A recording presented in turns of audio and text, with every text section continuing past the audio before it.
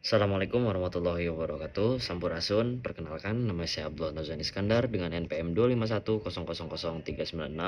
Saya dari kelas J dan saya saat ini sebagai mahasiswa aktif di Fakultas Hukum Program Studi Ilmu Hukum di salah satu universitas swasta di Bandung, yaitu Universitas Pasundan.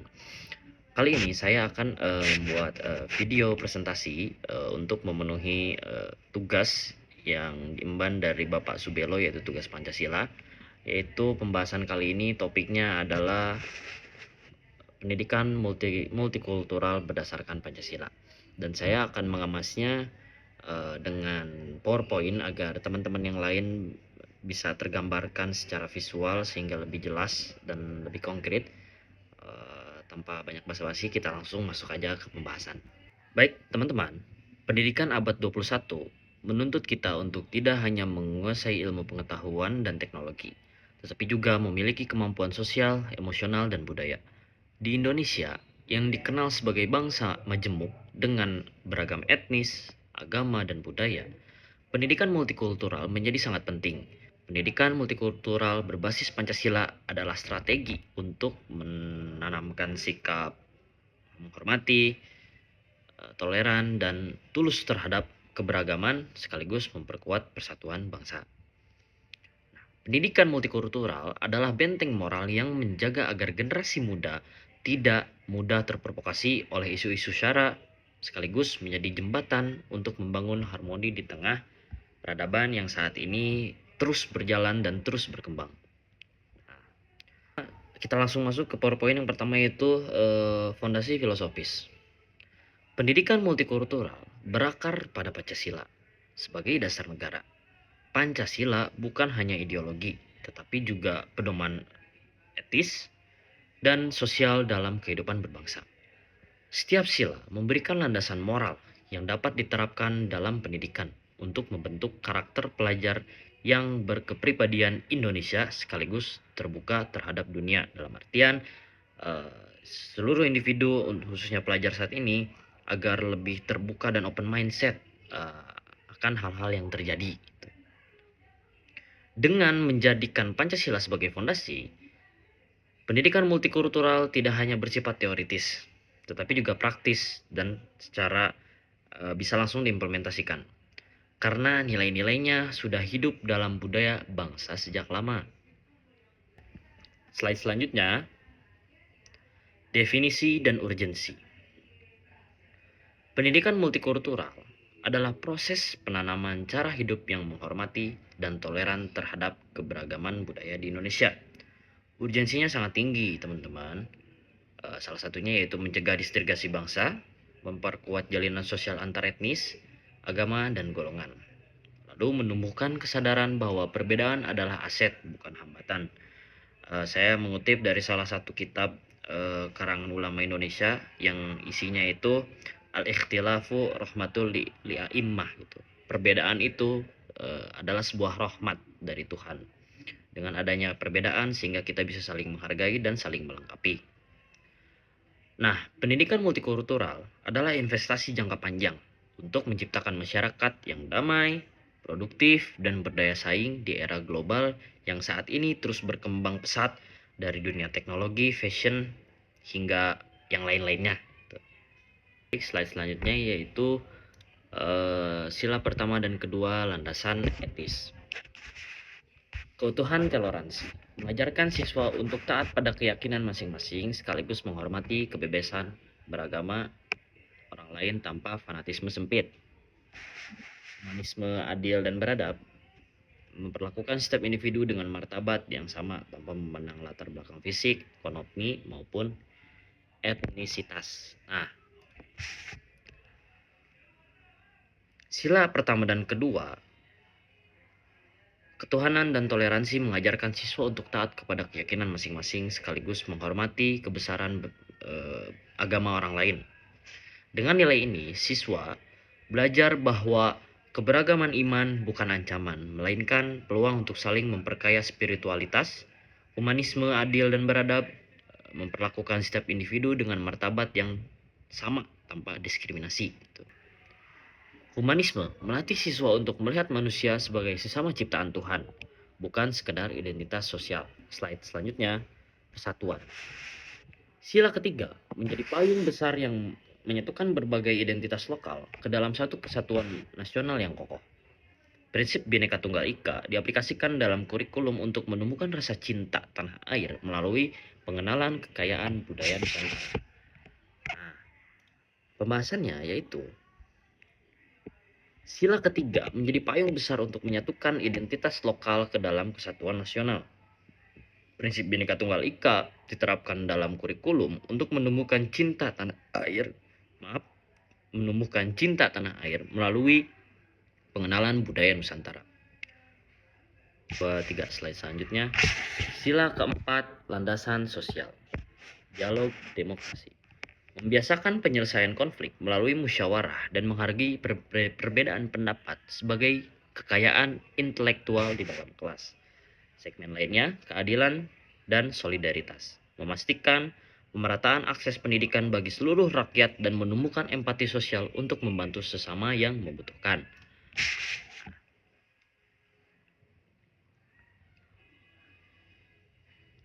Sila keempat dan sila kelima sebagai landasan sosial. Dialog dan demokrasi membiasakan penyelesaian konflik melalui musyawarah dan menghargai perbedaan pendapat. Demokrasi di kelas melatih siswa untuk menjadi warga negara yang aktif, kritis, dan bertanggung jawab. Itu adalah contoh di lingkungan mahasiswa ya, di lingkungan akademik. Nah, keadilan dan solidaritas memastikan pemerataan akses pendidikan dan menemukan empati sosial. Solidaritas menjadikan pendidikan sebagai hak semua anak, bukan privilege segelintir orang. Selanjutnya, profil pelajar Pancasila. Segmentasi pertama, berkebinekaan global. Mempertahankan budaya luhur namun tetap berpikiran terbuka dalam berinteraksi dengan budaya lain secara global. Segmentasi kedua, gotong royong. Kemampuan untuk melakukan kegiatan secara bersama-sama dengan sukarela agar kegiatan berjalan lancar dan ringan. Contoh konkretnya mungkin ya biasa di lingkungan masyarakat RT RW gitu ya, mengadakan gotong royong di hari Minggu misalkan bersih-bersih gitu ya. Lalu segmen selanjutnya, bernalar kritis. Mampu secara objektif memproses informasi, membangun keterkaitan antar informasi dan menyimpulkan masalah. Nah, berkebinekaan global mempertahankan budaya luhur namun tetap terbuka terhadap budaya lain. Kita sebagai pelajar Pancasila mampu berdialog dengan dunia tanpa kehilangan akar budayanya. Gotong royong mampu bekerja sama secara sukarela demi kepentingan bersama. Gotong royong juga adalah energi yang membuat bangsa ini tetap kokoh menghadapi tantangan. Lalu, tadi bernalar kritis, maksudnya adalah mampu memproses informasi secara objektif dan menyimpulkan masalah dengan logis. Bernalar kritis juga sebagai senjata utama generasi muda untuk melawan arus informasi palsu dan intoleransi. Selanjutnya, slide selanjutnya yaitu dampak pendidikan inklusif gitu. Menuju zero discrimination. Maksudnya, target utama pendidikan multikultural adalah menghapuskan segala bentuk perundungan ataupun bullying berbasis sara dan memastikan setiap anak merasa aman di sekolah ataupun di lingkungan pendidikan gitu ya. Membangun lingkungan di mana perbedaan dianggap sebagai aset, bukan sebagai beban atau hambatan kemajuan. Nah, tantangan di 1, 2, 3. Nah, pendidikan multikultural menciptakan lingkungan inklusif dengan akses pendidikan setara. Target utamanya adalah zero discrimination, yaitu menghapus segala bentuk perundungan berbasis sara dan memastikan setiap anak merasa aman di sekolah.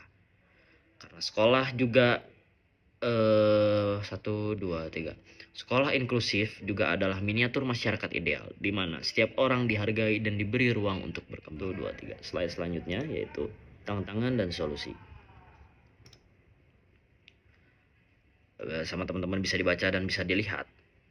Jadi tantangan di lapangan meliputi prasangka etnis, eksklusivis agama, dominasi budaya luar, dan kesenjangan fasilitas pendidikan. Ini solusi berbasis Pancasila. Dengan salah satu wujudnya adalah dialog antar budaya, integrasi kegiatan lintas iman gitu, penguatan literasi budaya lokal, dan program keadilan sosial pemerintah. Nah, Tantangan ini bukan alasan untuk menyerah, melainkan peluang untuk membuktikan bahwa Pancasila mampu menjawab persoalan zaman dari zaman dulu awalnya dibentuk hingga zaman nanti, yang artinya Pancasila akan relevansi hingga nanti sampai kiamat gitu. Selanjutnya yaitu strategi implementasi. Salah satunya yaitu poin pertama, integrasi kurikulum memasukkan nilai multikultural ke dalam semua mata pelajaran, tidak terbatas pada PKN. Lalu poin selanjutnya, budaya sekolah, merayakan hari besar berbagai agama dan festival budaya Nusantara secara inklusif. Mungkin contoh konkretnya seperti acara 17-an, memperingati hari batik, ataupun hari-hari besar Islam, contohnya Isra Mi'raj, seperti itu. Poin ketiga, keteladanan guru. Guru harus menjadi model peran dalam sikap toleransi dan keadilan di depan siswa. Poin terakhir, regulasi tegas. Aturan sekolah yang melarang keras segala bentuk diskriminasi dan intoleransi.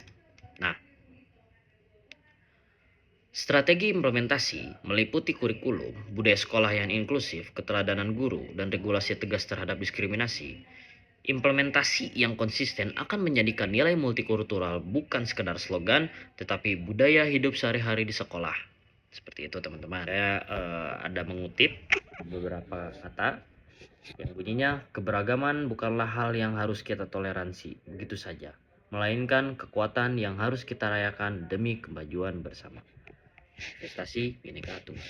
Sebagai penutupan, pendidikan multikultural Pancasila adalah jawaban atas tantangan abad ke-21.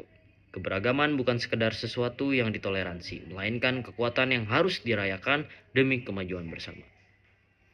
Dengan strategi ini, kita dapat membentuk generasi yang berkarakter Pancasila dalam artian toleran, adil, demokratis, kritis, dan siap menghadapi dunia global tanpa kehilangan jati diri bangsa. Terakhir, semoga ini menjadi wujud nyata semboyan Bhinneka Tunggal Ika, bersatu dalam perbedaan, maju dengan Pancasila, dan melangkah bersama menuju Indonesia Emas 2024. Ada teman-teman yang ingin mendiskusikan atau ingin bertanya, boleh banget cantumkan di kolom komentar. Mungkin cukup sekian yang dapat saya sampaikan. Mohon maaf bila ada kekurangan karena saya masih berproses. Terima kasih atas perhatiannya. Wallahul muwaffiq ila aqwamit thoriq. Wassalamualaikum warahmatullahi wabarakatuh. Bye bye.